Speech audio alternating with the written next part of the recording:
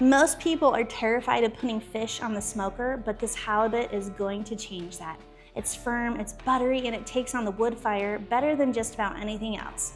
We're doing some smoked halibut tacos today with a fresh slaw, and it's one of the best things to cook. So let's season it up.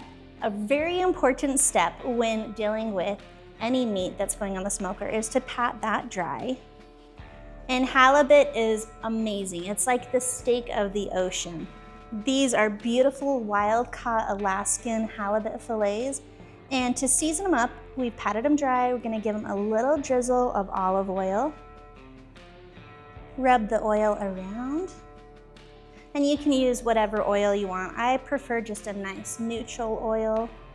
You can even use butter if you want butter.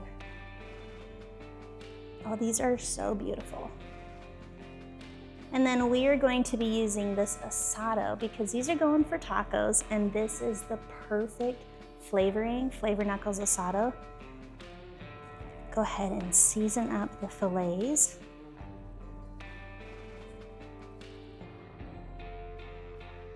Make sure you get both sides. You gotta flip that over and give it a little bit of oil and a little bit of seasoning.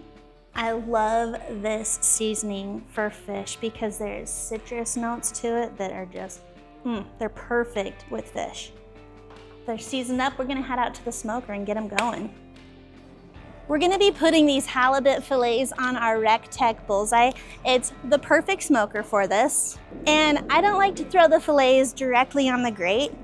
I like to throw lemon slices first, which is going to infuse those fillets with lemon flavor, and it's going to help get the fillets off without them flaking onto the grate.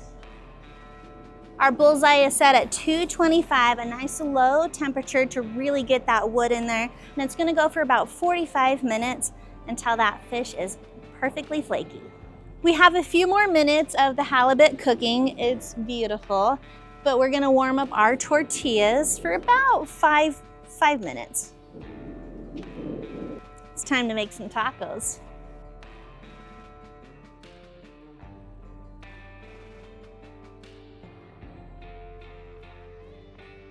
You can find the full recipe over on our website, www.barbecuepitstop.com. Make sure you're following us on our socials and over on YouTube. You're gonna find lots of great recipes like this, and check out any of our locations to get the supplies that we use today.